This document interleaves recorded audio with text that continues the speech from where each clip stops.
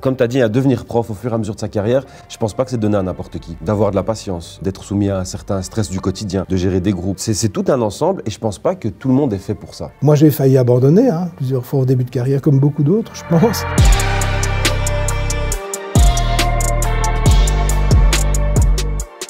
Les profs ont leur chouchou et leur bouc émissaire dans chaque classe.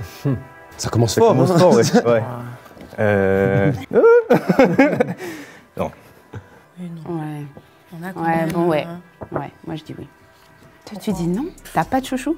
On a des chouchous. Il y a des élèves à qui je laisse tout faire. Enfin, tout, c'est un grand mot. Faut pas exagérer non plus. Mais on va dire que je suis beaucoup plus permissif, je suis beaucoup plus coulant. Alors qu'il y en a d'autres, c'est pas personnel, je sais pas comment ça se fait, mais je suis beaucoup plus rentre dedans. C'est-à-dire, c'est directement journal de classe, c'est rapport, et c'est inconscient. J'y arrive pas, je sais pas comment ça se fait. Et j'essaie d'être plus juste, etc. Mais c'est un vrai exercice. Oui, j'ai des chouchous, ouais. J'ai des chouchous dans ma classe, j'en ai plusieurs. Mais après, c'est pas parce que j'ai des chouchous que je suis plus tendre avec eux. Je peux parler du cas d'une petite fille que j'ai en classe. J'aime bien son caractère, mais voilà, je suis ferme avec elle et je suis des fois même assez sévère avec elle. Et elle revient vers moi parce que tu sens qu'elle a besoin d'être encadrée. En fait, c'est une enfant qui a énormément besoin de cadre et moi, je lui donne ce cadre et c'est un cadre qu'elle n'a pas chez elle. Ça veut dire quoi avoir des chouchous? Est-ce que ça veut dire avoir une approche différenciée par rapport à chaque élève? Parce que chaque élève a des besoins un peu différents. Certains sont plus dans l'affectif, d'autres ont besoin parfois de plus de rigueur dans le fonctionnement. Et donc, est-ce qu'avoir un comportement, en tout cas,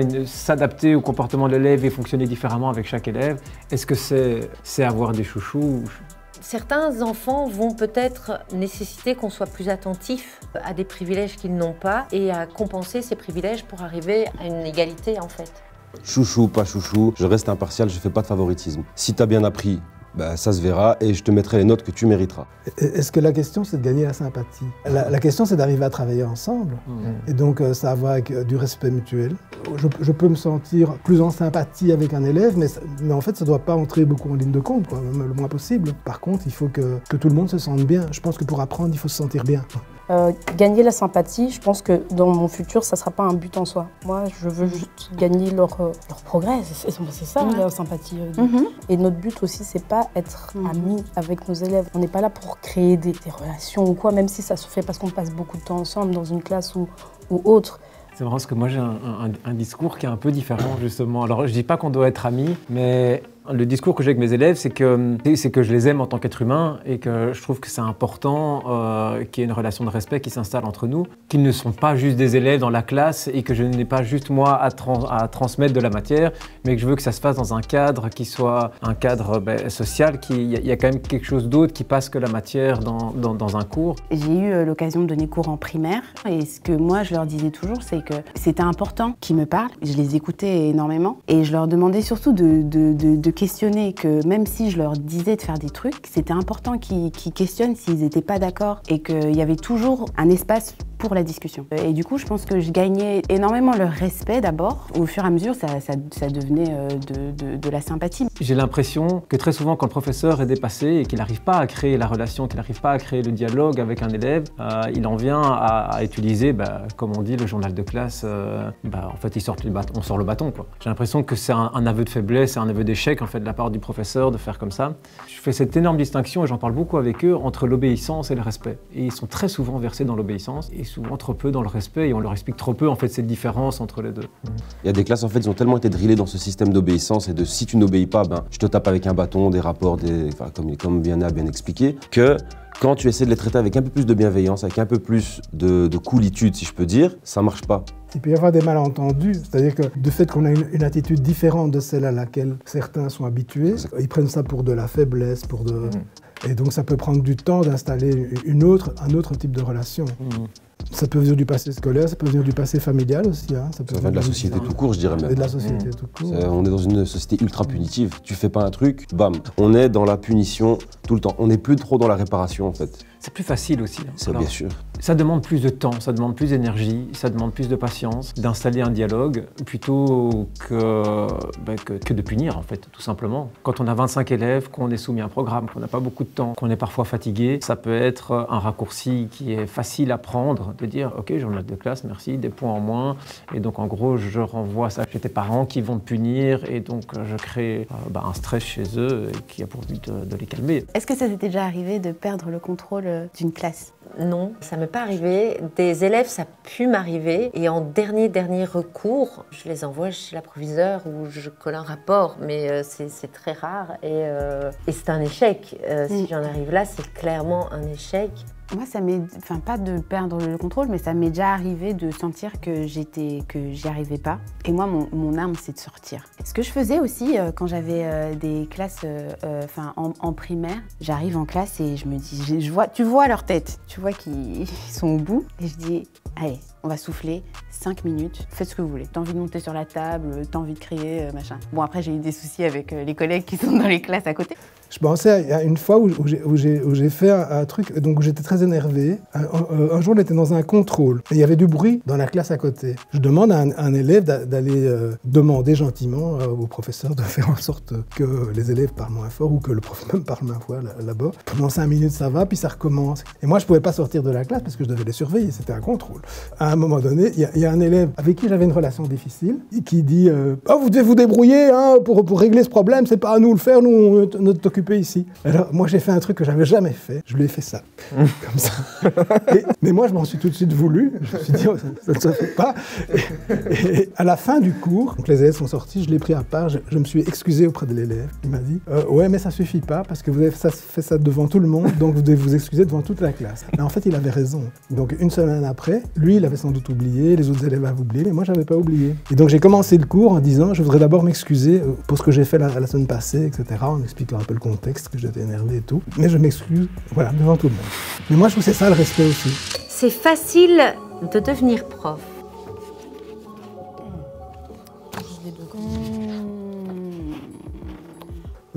J'en sais rien. Bon, quand j'hésite, je sais. Une phrase que j'ai entendue le jour où je me suis inscrite, si on n'est pas là par passion, ça sert à rien de continuer. C'est pas un métier qui est facile, donc la formation ne sera pas facile. Qu'est-ce qu'on appelle facile? Si tu as la passion, tu peux devenir médecin, tu peux devenir, tu vois. Mais en soi, je pense pas que la formation soit compliquée. C'est sympa comme question parce que c'est le mot devenir prof. J'ai l'impression qu'on devient prof au fur et à mesure de toute sa carrière, donc c'est pas juste les études. Il faut aimer ce qu'on fait. C'est certain que les stages sont pas faciles, soumettent à un certain stress, mais si on aime ce qu'on fait, ce sont pas spécialement des études difficiles. Maintenant, est-ce que devenir prof, c'est terminer ses études? Non, parce qu'en fait, ça commence après. Comme tu as dit, à devenir prof au fur et à mesure de sa carrière, je pense pas que c'est donné à n'importe qui. D'avoir de la patience, d'être soumis à un certain stress du quotidien, de gérer des groupes, de gérer des rythmes, c'est-à-dire le programme, les bulletins, les périodes. C'est tout un ensemble et je pense pas que tout le monde est fait pour ça. Moi, j'ai failli abandonner plusieurs fois au début de carrière, comme beaucoup d'autres, je pense. Je me suis accroché par différents moyens. En général, en allant chercher de l'aide, en suivant des formations, des trucs comme ça, parce que je ne me sentais pas formé, par exemple, pour gérer des groupes. Je pense que ce métier, ce serait juste de la transmission de savoir. Les élèves, on pourrait leur donner un ordinateur, des exercices, et fait. Je ne pense pas que ça se résume à ça. Parce que le prof, c'est pas juste c'est un guide aussi, c'est quelqu'un qui est là, qui va te donner des voies, t'analyser, voir un peu comment tu es, et te donner des pistes par rapport à ce qu'il observe de toi. Moi, je pense qu'on transmet plus, en effet, que nos matières. Enfin, avec d'autres collègues, moi, je pense que nos matières, ça reste un support. C'est un support, mais on a des valeurs en fait à leur transmettre. Moi, une des valeurs que j'aime beaucoup leur transmettre, c'est l'esprit critique. Pour moi, l'école, ça sert à ça. Si je peux leur apprendre à prendre leur place dans cette société, à la comprendre à un moment donné et à ne retenir aucune date, aucun nom, très bien, je suis contente. On est des modèles, qu'on le veuille ou non, on est des modèles ou des contre-modèles d'adultes. Donc dans notre manière de nous comporter, notre attitude vis-à-vis d'eux, notre manière de nous habiller, notre manière, le langage qu'on utilise, tout ce qu'on fait, ils jugent leurs profs, mais ils attendent beaucoup aussi d'eux. Ce que j'essaye de faire, en tout cas ce qu'on apprend dans la formation Montessori, c'est qu'on doit être un guide et aussi un exemple. Les enfants, ils apprennent pas ce que tu leur dis, en fait, ils te regardent et ils t'imitent. Par exemple, des formules de politesse, tu sais, même pour interrompre les enfants, je dis excuse-moi, tu veux bien aller ranger ta chaise, s'il te plaît? Et c'est comme ça que les élèves vont s'exprimer. La nomination est le Graal de l'enseignant. Je suis d'accord. Laissez-moi une seconde. Ouais, voilà. Il aura mis les deux tout le long. Non, pas du tout, c'est la deuxième fois. C'est pas nommé, c'est ça? Au fait, quand tu travailles dans une école privée, t'as pas ça. En fait, c'est le CDI. La nomination, c'est le CDI. On fait beaucoup sur cette nomination. Il y a quand même peu de métiers où il faut attendre aussi longtemps pour avoir un CDI. Les jeunes profs, ils ont un CDD de septembre à juin si tout va bien. Pendant 2 mois de vacances, ils savent absolument pas ce qui va se passer pour eux au mois de septembre. Donc oui, c'est le Graal parce que quand on a un loyer à payer, c'est quand même soulageant de savoir qu'on va pouvoir le payer l'année d'après. Donc à un moment donné, il y a une tranquillisation aussi à se dire ok, ça va, mon statut administratif, je ne dois pas m'en préoccuper tout le temps, je peux me concentrer sur en fait mon métier. Pour être nommé à mi-temps, il m'a fallu 19 ans. Et pour être nommé à plein temps, il m'a fallu 21 ans. Je me rappelle qu'il m'est arrivé dans une école où j'ai enseigné pendant 6 ans. Je savais que j'étais dans la place qui appartenait à quelqu'un d'autre. Cette place n'était pas ouverte, comme on dit. Un jour, j'arrive après les vacances d'hiver. Et on me dit « Ah, désolé, le prof de qui tu occupes la place revient. Et donc, tu es en chômage depuis avant les vacances. Mais tu veux bien prendre ta classe parce que il n'est pas encore là, alors prends quand même tes élèves. » Moi, je prends mes élèves, je fais toute la matinée comme ça, et à la fin de la matinée, on me dit « Ah, finalement, il a changé d'avis, il ne vient pas, tu peux rester. » Genre de stress qu'on pouvait avoir en tant que temporaire, quoi. C'est un Graal. Moi, je vois d'abord, dans un premier lieu, comme une carotte aussi. S'il n'y avait pas la nomination et qu'on était, comme le dit Anas, sur un siège éjectable non-stop, beaucoup de gens, on trouvera un métier beaucoup plus stable. C'est un Graal en tant qu'enseignant, parce qu'on veut l'obtenir, mais c'est triste que ce soit une des motivations majeures pour les enseignants à rester et à continuer. Le travail de prof est psychologiquement éprouvant. Je suis d'accord. Je veux dire oui.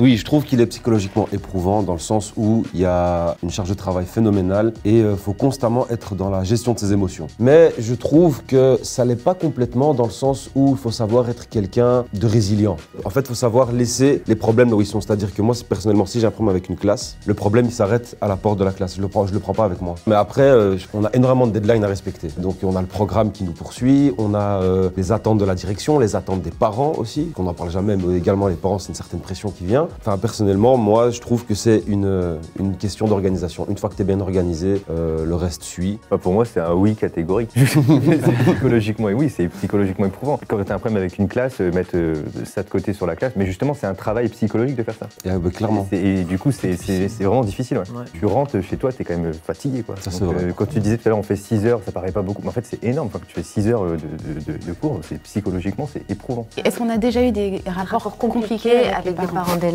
Moi non, parce que je suis dans une école publique, en milieu populaire, où les parents de mes élèves ont même trop de respect pour l'institution scolaire. Ils ne contredisent pas l'institution scolaire alors que souvent ils pourraient le faire. Ces dernières années, en tout cas, j'entends beaucoup plus parler des parents et des enfants rois. Tu dois être à la disposition tout le temps de l'enfant. S'il échoue, bah, c'est pas de la faute de l'enfant, c'est ta faute. J'ai beaucoup de collègues, en tout cas constamment, ils doivent tout le temps se justifier auprès des parents, ils doivent tout le temps montrer patte blanche et je trouve ça inadmissible. Il y a des fois, il y a des parents qui n'ont pas les codes, c'est-à-dire que va expliquer des choix pédagogiques que tu as fait à des parents qui vont pas du tout comprendre ce que tu vas raconter. Et en plus, ce sont des personnes qui remettent en cause ton professionnalisme. Enfin, on est des professionnels de l'éducation. C'est comme si demain tu allais chez le dentiste et tu dis bah non mais c'est bon, laisse-moi le truc, je vais le faire moi-même. Enfin, tu vois, c'est complètement fou. Bah voilà, ça a été assez compliqué avec la maman d'une élève que j'avais dans ma classe qui était...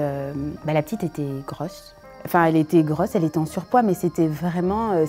ça jouait aussi sur sa concentration. Et les goûters de la petite, c'était vraiment problématique. Elle avait des alocos à 10 heures.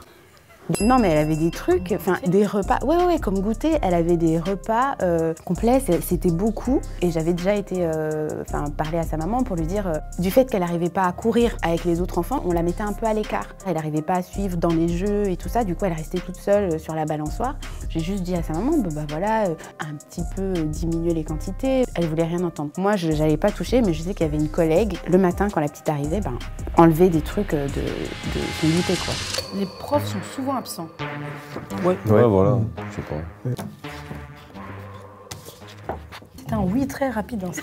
Je dois être honnête. Oui, tu nous expliques. Ouais. On n'a pas de jour de congé qu'on peut poser. Donc, si on est malade, si on a un décès dans la famille, mais que ce n'est pas la famille proche, eh bien, c'est en maladie et les enfants sont seuls parce qu'il n'y a personne d'autre pour les prendre en charge. Donc, c'est assez visible, plus que dans d'autres métiers. Donc, quand on est absent, c'est très visible parce qu'il y a 25 enfants qui ne sont pas pris en charge. Il y a quand même un truc dont les gens ne se rendent pas compte, c'est qu'on côtoie des centaines de personnes, de jeunes qui font leur système immunitaire aussi, qui chopent tout à peu près partout. À un moment donné, c'est normal qu'on chope plein de trucs, quoi. Oui. Non, mais c'est vrai, ça fait partie. C'est vrai, ça, le rhume de début d'année, c'est pas un mythe. Hein. C'est très vrai. Hein. Être prof, c'est être à 100% devant ses élèves constamment. On ne sait pas venir, après avoir été malade une nuit, après avoir eu un enfant qui a vomi toute la nuit, qu'on a dû veiller toute la nuit, arriver devant une classe et donner pendant 8 heures de cours, ou je ne sais pas, avoir vécu une rupture, parce que ça m'est arrivé, c'était pas cool.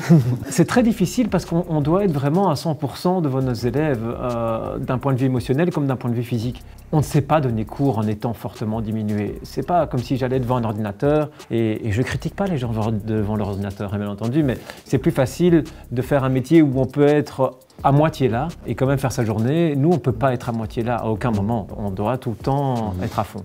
On est sollicité à 100%. Vraiment. Et si on est à moitié là, ça se passe mal. Ouais, c'est ça. Exactement. C'est ça se passe mal. Exactement. Dans toutes les écoles, tu as toujours les collègues qui sont tout le temps là. Tu connais? Ouais. Tu connais ceux fidèles au poste? Et là, Ah ben voilà. Les profs sont mal payés. Alors, qu'est-ce que vous dites? Vas-tu oser prendre le verre? c'est compliqué. Mouille pas trop. On va pas se mouiller, mais en même temps, on va se mouiller un petit peu parce qu'on va parler. Grave. Pas d'autres, ça c'est sûr et certain. Alors mal payé, toute proportion gardée, évidemment, je pense qu'il y a plus mal payé que nous, mais je ne crois pas qu'on doit se comparer entre pauvres et plus pauvres. C'est aussi parce qu'on est payé que 10 mois sur 12. Les gens se disent qu'on a 2 mois de congés payés et que c'est formidable, mais on n'est pas payé en juillet-août. On perçoit le salaire qu'on a cotisé pendant l'année pour financer ces 2 mois où on n'a pas de salaire. Vous me dites si je me trompe, mais par rapport au temps qu'on passe sur notre métier, c'est pas très bien payé, quoi. En tout cas, si les gens pensent faire ça pour l'argent, pensez à notre métier. Hein. Clairement. C'est pas du tout le métier qu'il faut. Devenez trader. C'est mieux. Non, mais parce que c'est pas juste le temps devant les élèves. Il y a un travail derrière qui est tellement colossal de préparer des cours, des évaluations, de les adapter. Ensuite, il y a tout ce qu'on disait tout à l'heure avec les réunions, les conseils. Enfin, ça prend vraiment un temps juste pas possible, les dossiers, les bulletins, enfin, bref. Si on compare avec les gens d'un même niveau de diplôme dans d'autres professions, là, on est plutôt mal payé. Pour moi, la retraite compense d'une certaine manière. Mais évidemment, vous ne pouvez pas encore en jouir, mais moi, oui. Mais on est ravis de payer ta retraite, donc il n'y a pas de problème. Je l'ai payé pendant toute ma carrière. Hein. Ce qui me motive à continuer ce métier malgré les salaires très bas et tout le reste, c'est vraiment une vocation. J'ai fait autre chose et puis je suis quand même revenue au métier de prof. Quand je revois des enfants, des anciens élèves et qui... Non, en fait, ça n'a pas de prix. Non, c'est impossible de dire le nombre d'heures, mais même par semaine ou par mois, parce qu'il y a des périodes où je cravache et où c'est quasiment du non-stop. Et puis il y a des périodes beaucoup plus tranquilles, et puis il y a des périodes dans la carrière qui sont beaucoup plus tranquilles. Bien sûr. On a 24 heures de présence en classe, mais c'est exactement la même chose qu'un avocat quand il plaide. Ça ne viendrait pas à l'esprit des gens, je pense, que d'imaginer que l'avocat ne travaille qu'au moment où il plaide. Ça ne viendrait pas à l'esprit des gens de se dire « Ah ok, Brad Pitt, il a travaillé juste pendant l'heure et demie où j'ai vu son film. » quoi. Parfois, je suis inquiète quand on me renvoie tout le temps à ma passion, comme si on oubliait que c'était un métier pour lequel j'avais envie aussi de percevoir un salaire pour pouvoir payer mon loyer. C'est pour les enfants que vous le faites, faites-le gratuitement. Enfin, oui, je veux bien. Non, pas du tout, moi je veux payer mon loyer, je veux manger quand même. Et je pense que le salaire qu'on mériterait, c'est le même que Messi, Neymar. Non, mais moi, je rigole pas. Mais les gens nous confient leur enfant toute la journée. Mais donc, c'est normal de nous sous-payer comme ça. Non, mais moi, j'ai donné cours à un joueur de Manchester. Hein. Ouais. Ouais. Et il gagne bien plus que moi aujourd'hui. Hein. Pourtant, il était dans ma classe. Le mot de la fin. Vas-y, lance-toi. Pour moi, un cliché qui manque, c'est « Oh, les profs, vous avez plein de vacances. » Ouais, grave. C'est vrai qu'on a plus de congés que dans la plupart des métiers. Est-ce que tous ces congés sont des vacances? Moi, j'ai toujours vécu les vacances d'une semaine comme le moyen de rattraper mon retard. Et jamais comme des vacances. Pour ça, il fallait au moins avoir 2 semaines. Payez-nous plus. Payez-nous plus, respectez le métier de prof. On n'est pas juste là en train de profiter de nos vacances scolaires, de Pâques, etc. Non, on est des bosseurs, je pense, et on le fait pour la plupart dans une optique de progrès. C'est un chouette métier. On nous met souvent des bâtons dans les roues. Les conditions pourraient être améliorées, les rapports hiérarchiques. Il y aurait beaucoup à dire sur les rapports hiérarchiques. Je trouve que c'est très hiérarchique l'enseignement, etc. C'est vraiment le plus beau métier du monde dans les pires conditions du monde. C'est ça le truc. Je sais pas, on se change assez souvent de smartphone quand on trouve qu'il est vieux, ou des appareils chez nous, ou nos vêtements. C'est des choses qu'on change assez régulièrement. Mais en tout cas, l'enseignement, dans la plupart des endroits où j'ai enseigné, c'est des choses qui datent d'il y a tellement longtemps. Tout ce qu'on nous apprend, en fait. Il y a des choses qu'on ne nous apprend pas qui seraient utiles de nous apprendre. Et du coup, revoir ça, ce serait vraiment, vraiment important pour notre bien.